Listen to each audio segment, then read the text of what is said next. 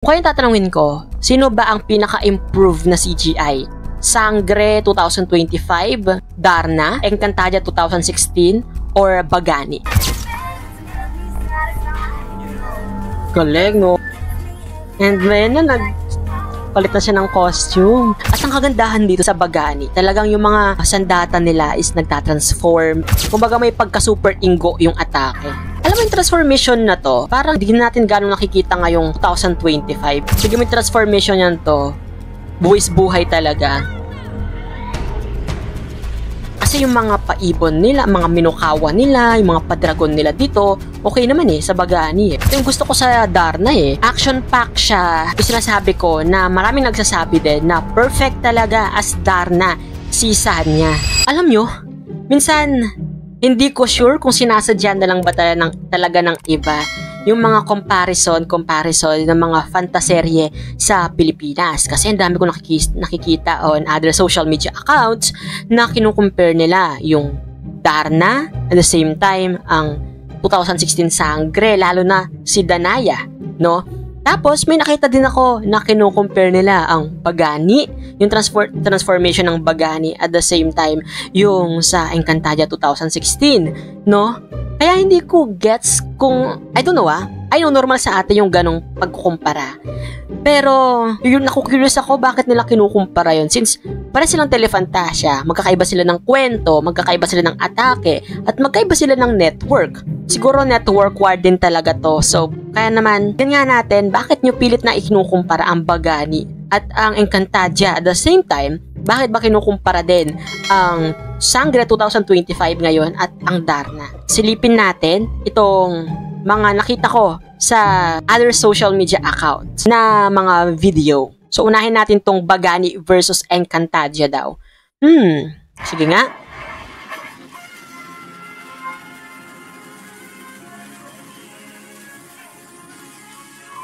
Okay, itong sa Bagani, ito yung transformation nila, no? At ang kagandahan dito sa mga sa Bagani, talagang yung mga sandata nila is nagtatransform into parang kung i-relate natin to, para meron silang sariling elemental na katauhan.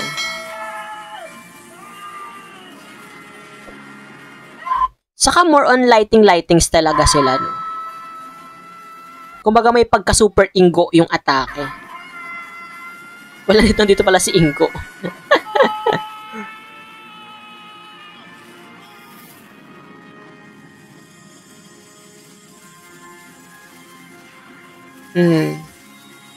Di ko alam. Okay naman ang powers nila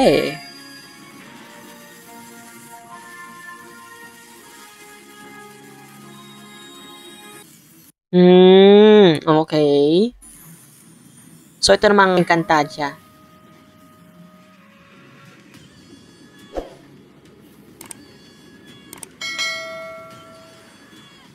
Okay. Alam mo yung transformation na to, parang di natin gano'ng nakikita ngayong 2025. Iniwan na talaga nila sa 2016. Pero sana makita din natin ulit tong mga to, no? Kasi ang smooth nung transition ng transformation nila.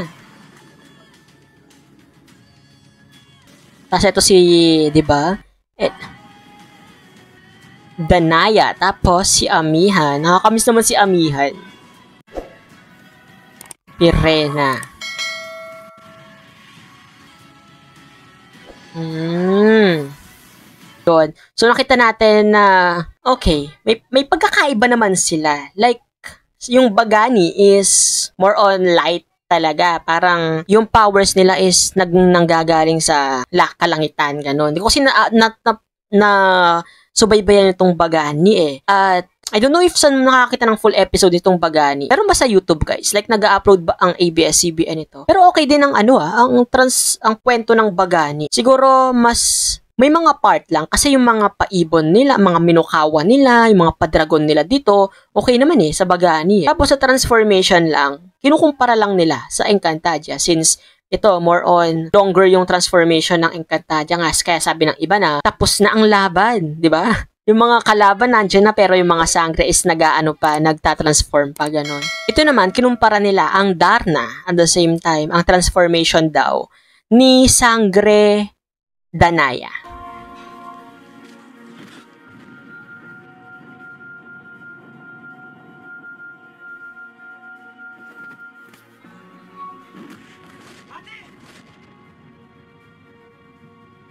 Ito yung gusto ko sa Darna eh.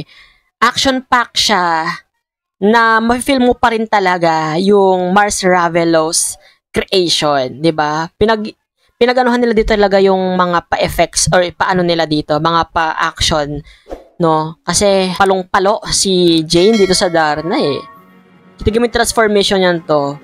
Buwis-buhay talaga. Oh, 'di ba? Parang light effects, tapos very ano lang siya, mabilis sa transition ng Darna costume. Na-flag lang talaga or nabash lang talaga ng malala itong Darna because of maliliit na details na nakita nila, lalo na yung sa CGI, like yung ahas sa buhok ni Valentina, at the same time, yung CGI ng ahas din ba yun or dragon sa Darna. Nung kinakain niya si Darna. Pero all in all, okay naman ang Darna eh. Hindi lang talaga siya ganong sinuportahan and I don't know why.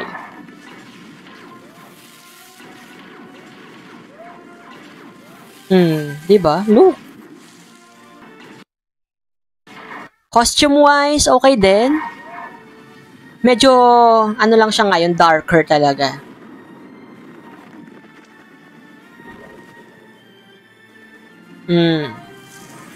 So, ito naman yung kay Sangre Danaya.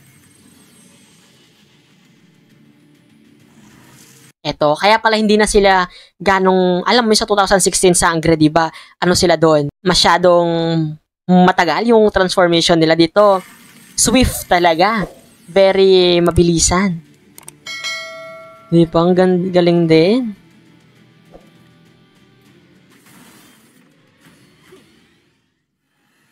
Perfect din talagang Darna si si Danaya. Kaya, like ko sinasabi, no, if ever man na magkaroon ng, or makuha ulit ng GMA ang Darna rights to adopt or to make a live adaptation ulit, di ba? Okay din si Danaya, or Danaya si Sanya. Si Hot Maria Clara, kabog din yung pinaghandaan din talaga yung mga choreography ng action nila dito. Angas. Kaya palang salagin yung no, ang galing. Kaya niyang salagin yung mga bala.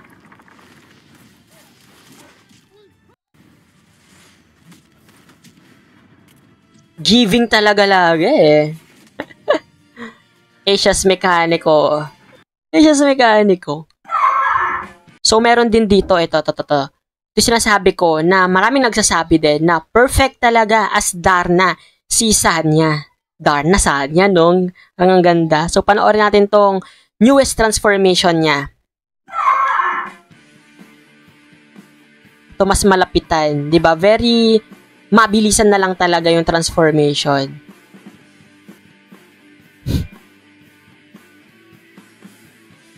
Though parang hindi siya, no? Pero kung may ka-double dito si Sanya. Of course. Parang ang galing naman kung siya mag-isa dito, no? Sangre.